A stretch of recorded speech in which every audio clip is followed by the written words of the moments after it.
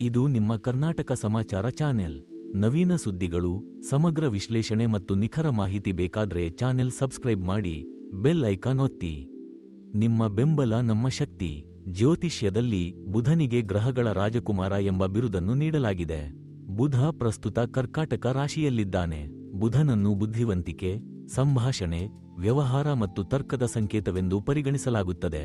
ಬುಧ ಗ್ರಹವು ಸೂರ್ಯನಿಗೆ ಬಹಳ ಹತ್ತಿರ ಬಂದಾಗ ಅದು ಅಸ್ತಮಿಸುತ್ತದೆ ಮತ್ತು ಅದರ ಶಕ್ತಿ ಕಡಿಮೆಯಾಗುತ್ತದೆ. ವೈದಿಕ ಪಂಚಾಂಗದ ಪ್ರಕಾರ ಬುಧವು ಜುಲೈ 18ರಂದು ರಾತ್ರಿ 8:14ಕ್ಕೆ ಕರ್ಕಾಟಕ ರಾಶಿಯಲ್ಲಿ ಅಸ್ತಮಿಸುತ್ತಾನೆ ಮತ್ತು ಆಗಸ್ಟ್ 11ರವರೆಗೆ ಈ ಸ್ಥಾನದಲ್ಲಿರುತ್ತಾನೆ. ಈ ಸಮಯದಲ್ಲಿ ಕೆಲವು ರಾಶಿಚಕ್ರ ಚಿಹ್ನೆಗಳು ಪ್ರಯೋಜನ ಪಡೆದರೆ ಕೆಲವು ರಾಶಿಗಳು ಜಾಗರೂಕರಾಗಿರಬೇಕಾಗುತ್ತದೆ. ಹಾಗಾಗಿ ಬುಧನ ಅಸ್ತದಿಂದ ಯಾವ ರಾಶಿಗೆ ಒಳಿತಾಗಲಿದೆ ಎಂದು ತಿಳಿಯೋಣ. ಕಟಕ ರಾಶಿಯಲ್ಲಿ ಬುಧನು ಮನಸ್ಸು ಮತ್ತು ಭಾವನೆಗಳಿಗೆ ಕಾರಣವಾಗುವ ಚಂದ್ರನ ಪ್ರಭಾವದಲ್ಲಿದ್ದಾನೆ, ಏಕೆಂದರೆ ಚಂದ್ರನು ಕರ್ಕಾಟಕ ರಾಶಿಯ ಅಧಿಪತಿ. ಬುಧ ಅಸ್ತಮಿಸಿದಾಗ ಜನರ ಬುದ್ಧಿವಂತಿಕೆ ಮತ್ತು ಸಂವಹನ ಶಕ್ತಿ ದುರ್ಬಲಗೊಳ್ಳುತ್ತದೆ. ಇದರಿಂದಾಗಿ ಜನರು ಭಾವನೆಗಳ ಆಧಾರದ ಮೇಲೆ ನಿರ್ಧಾರಗಳನ್ನು ತೆಗೆದುಕೊಳ್ಳಬಹುದು. ಕರ್ಕಾಟಕ ರಾಶಿಯು ನೀರಿನ ಅಂಶದ ಚಿಹ್ನೆಯಾಗಿದ್ದು, ಇದು ಸೂಕ್ಷ್ಮತೆ ಮತ್ತು ಅಂತಃಪ್ರಜ್ಞೆಯನ್ನು ಹೆಚ್ಚಿಸುತ್ತದೆ. ಕೆಲವು ರಾಶಿಚಕ್ರ ಚಿಹ್ನೆಗಳಿಗೆ, ವಿಶೇಷವಾಗಿ ಬುಧನ ದುರ್ಬಲ ಸ್ಥಾನದಿಂದ ಪ್ರಯೋಜನ ಪಡೆಯಬಹುದಾದ ರಾಶಿಚಕ್ರ ಚಿಹ್ನೆಗಳಿಗೆ ಬುಧನ ಅಸ್ತಮವು ಶುಭವಾಗಿದೆ. ಮಿಥುನ ರಾಶಿ. ಮಿಥುನ ರಾಶಿಯ ಅಧಿಪತಿ ಬುಧ. ಬುಧನ ಅಸ್ತಿತ್ವವು ಮಿಥುನ ರಾಶಿಯ 2ನೇ ಮನೆಯ ಮೇಲೆ ಪರಿಣಾಮ ಬೀರುತ್ತದೆ. ಈ ಸಮಯದಲ್ಲಿ ಮಿಥುನ ರಾಶಿಯವರು ಭಾವನಾತ್ಮಕ ನಿರ್ಧಾರಗಳನ್ನು ತೆಗೆದುಕೊಳ್ಳಬಹುದು. ಇದು ನಿಮ್ಮ ಕುಟುಂಬ ಸಂಬಂಧಗಳನ್ನು ಬಲಪಡಿಸುತ್ತದೆ. ವ್ಯವಹಾರದಲ್ಲಿ, ವಿಶೇಷವಾಗಿ ಸೃಜನಶೀಲ ಕ್ಷೇತ್ರಗಳಲ್ಲಿ ಹೊಸ ಅವಕಾಶಗಳನ್ನು ಕಾಣಬಹುದು. ಆರ್ಥಿಕ ಸ್ಥಿತಿ ಸುಧಾರಿಸುತ್ತದೆ. ಕುಟುಂಬದಲ್ಲಿ ಸಂತೋಷ ಮತ್ತು ಶಾಂತಿ ಹೆಚ್ಚಾಗುತ್ತದೆ ಮತ್ತು ಸೃಜನಶೀಲ ಕೆಲಸಗಳಲ್ಲಿ ಯಶಸ್ಸು ಸಿಗುತ್ತದೆ. ನಿಮ್ಮ ವೆಚ್ಚಗಳು ಕಡಿಮೆಯಾಗುತ್ತವೆ. ಅಲ್ಲದೆ ಈ ಸಮಯ ಉದ್ಯೋಗದಲ್ಲಿರುವ ಜನರಿಗೆ ತುಂಬಾ ಶುಭವಾಗಿರುತ್ತದೆ. ಬಹುರಾಷ್ಟ್ರೀಯ ಕಂಪನಿಗಳು, ಆಸ್ಪತ್ರೆಗಳು ಅಥವಾ ಆಮದು ರಫ್ತು ಕಂಪನಿಗಳಲ್ಲಿ ಕೆಲಸ ಮಾಡುವ ಈ ಚಿಹ್ನೆಯ ಜನರು ಈ ಅವಧಿಯಲ್ಲಿ ಉತ್ತಮ ಯಶಸ್ಸನ್ನು ಪಡೆಯಬಹುದು.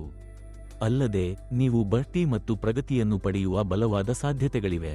ಕನ್ಯಾ ರಾಶಿ. ಕನ್ಯಾ ರಾಶಿಯ ಅಧಿಪತಿ ಬುಧ. ಬುಧನ ಅಸ್ತಿತ್ವವು ನಿಮ್ಮ 11ನೇ ಮನೆಯ ಮೇಲೆ ಪರಿಣಾಮ ಬೀರುತ್ತದೆ. ಬುಧನ ಅಸ್ತಮಿಸುವಿಕೆಯು ಕನ್ಯಾ ರಾಶಿ ಜನರಿಗೆ ಸಾಮಾಜಿಕ ಮತ್ತು ಆರ್ಥಿಕ ಪ್ರಯೋಜನಗಳನ್ನು ನೀಡುತ್ತದೆ. ನೀವು ಸ್ನೇಹಿತರು ಮತ್ತು ಸಹೋದ್ಯೋಗಿಗಳಿಂದ ಬೆಂಬಲವನ್ನು ಪಡೆಯುತ್ತೀರಿ. ಉದ್ಯೋಗದಲ್ಲಿರುವವರು ಬಡ್ತಿ ಅಥವಾ ಹೊಸ ಜವಾಬ್ದಾರಿಗಳನ್ನು ಪಡೆಯಬಹುದು. ನಿಮ್ಮ ಬುದ್ಧಿವಂತಿಕೆಯು ಚೆನ್ನಾಗಿ ಕೆಲಸ ಮಾಡುತ್ತದೆ. ಈ ಸಮಯದಲ್ಲಿ ಗುರುವು ನಿಮ್ಮ ರಾಶಿಯಿಂದ 10ನೇ ಮನೆಯಲ್ಲಿ ಸಾಗುತ್ತಾನೆ. ಇದು ನಿಮಗೆ ಉತ್ತಮ ಲಾಭದ ಪರಿಸ್ಥಿತಿಯನ್ನು ಸೃಷ್ಟಿಸುತ್ತದೆ ಮತ್ತು ನೀವು ಗಳಿಸುವ ಅವಕಾಶವನ್ನು ಪಡೆಯುತ್ತೀರಿ.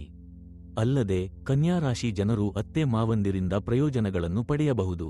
ಅದೇ ಸಮಯದಲ್ಲಿ ಈ ಸಮಯದಲ್ಲಿ ನಿಮ್ಮ ವೃತ್ತಿ ಮತ್ತು ಕುಟುಂಬದ ಜವಾಬ್ದಾರಿಗಳನ್ನು ಪೂರೈಸುವಲ್ಲಿ ನೀವು ಕುಟುಂಬ ಸದಸ್ಯರಿಂದ ಸಂಪೂರ್ಣ ಬೆಂಬಲವನ್ನು ಪಡೆಯುತ್ತೀರಿ. ಆದರೆ ಈ ಅವಧಿಯಲ್ಲಿ ನೀವು ಆರ್ಥಿಕ ಪರಿಸ್ಥಿತಿಯ ಬಗ್ಗೆ ಸ್ವಲ್ಪ ಜಾಗರೂಕರಾಗಿರಬೇಕು. ನಿಮ್ಮ ಆರ್ಥಿಕ ಪರಿಸ್ಥಿತಿಯ ಬಗ್ಗೆ ಬೇರೆಯವರೊಂದಿಗೆ ಹೆಚ್ಚು ಚರ್ಚಿಸಬೇಡಿ. ಇಲ್ಲದಿದ್ದರೆ ನೀವು ಈಗಾಗಲೇ ಮಾಡಿದ ಕೆಲಸವು ಹಾಳಾಗಬಹುದು. ವೃಶ್ಚಿಕ ರಾಶಿ. ವೃಶ್ಚಿಕ ರಾಶಿಯವರ 9ನೇ ಮನೆಯ ಮೇಲೆ ಬುಧನ ಅಸ್ತಮಿಸುತ್ತದೆ. ಬುಧನ ಅಸ್ತಮಿಸುವಿಕೆಯು ಆಧ್ಯಾತ್ಮಿಕತೆ ಮತ್ತು ಅಧ್ಯಯನ ಕ್ಷೇತ್ರದಲ್ಲಿ ಈ ರಾಶಿಚಕ್ರಕ್ಕೆ ಉತ್ತಮ ಪ್ರಯೋಜನಗಳನ್ನು ನೀಡುತ್ತದೆ. ಈ ಸಮಯದಲ್ಲಿ ವೃಶ್ಚಿಕ ರಾಶಿಯವರು ತಮ್ಮ ಅಂತಃಪ್ರಜ್ಞೆಯೊಂದಿಗೆ ಸರಿಯಾದ ನಿರ್ಧಾರಗಳನ್ನು ತೆಗೆದುಕೊಳ್ಳಬಹುದು. ಪ್ರಯಾಣ ಮತ್ತು ಉನ್ನತ ಶಿಕ್ಷಣಕ್ಕೆ ಸಂಬಂಧಿಸಿದ ಕೆಲಸಗಳು ಯಶಸ್ವಿಯಾಗುತ್ತವೆ. ನೀವು ಹೆಚ್ಚು ಧೈರ್ಯ ಮತ್ತು ಉತ್ಸಾಹದಿಂದ ಕೆಲಸ ಮಾಡಲು ಸಾಧ್ಯವಾಗುತ್ತದೆ. ಇದರ ಜೊತೆಗೆ ಪ್ರೇಮ ಜೀವನದಲ್ಲಿ ನಿಮಗೆ ಸಂತೋಷ ಸಿಗುತ್ತದೆ. ಉನ್ನತ ಶಿಕ್ಷಣದ ಸಾಧ್ಯತೆ ಇರುತ್ತದೆ. ಮಕ್ಕಳ ಕಡೆಯಿಂದಲೂ ನಿಮಗೆ ಸಂತೋಷ ಸಿಗುತ್ತದೆ. ಮಕ್ಕಳನ್ನು ಹೊಂದಲು ಬಯಸುವ ಜನರು ಈ ವಿಷಯದಲ್ಲಿ ಸಂತೋಷವನ್ನು ಪಡೆಯಬಹುದು. ಆದರೆ ನೀವು ನಿಮ್ಮ ಮಾತು ಮತ್ತು ಅತಿಯಾದ ಉತ್ಸಾಹವನ್ನು ನಿಯಂತ್ರಿಸಬೇಕು. ಮಕರ ರಾಶಿ. ಮಕರ ರಾಶಿಯವರಿಗೆ ಬುಧನ ಅಸ್ತಮಿಸುವಿಕೆಯು 7ನೇ ಮನೆಯ ಮೇಲೆ ಪರಿಣಾಮ ಬೀರುತ್ತದೆ. ಮಕರ ರಾಶಿಯವರಿಗೆ ವೈವಾಹಿಕ ಮತ್ತು ವ್ಯವಹಾರ ಸಂಬಂಧಗಳಲ್ಲಿ ಬುಧನ ಅಸ್ತಮಿಸುವಿಕೆಯು ಸ್ಥಿರತೆಯನ್ನು ತರುತ್ತದೆ.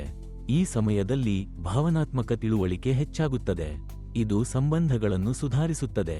ವ್ಯವಹಾರದಲ್ಲಿ ಪಾಲುದಾರರೊಂದಿಗಿನ ಸಂಬಂಧಗಳು ಬಲಗೊಳ್ಳುತ್ತವೆ. ಈ ಸಮಯದಲ್ಲಿ ನೀವು ಪಾಲುದಾರಿಕೆಯಲ್ಲಿ ಯಶಸ್ಸನ್ನು ಪಡೆಯುತ್ತೀರಿ. ಇದರೊಂದಿಗೆ ದಾಂಪತ್ಯ ಜೀವನದಲ್ಲಿ ಸಂತೋಷ ಮತ್ತು ವ್ಯವಹಾರದಲ್ಲಿ ಸ್ಥಿರತೆ ಇರುತ್ತದೆ.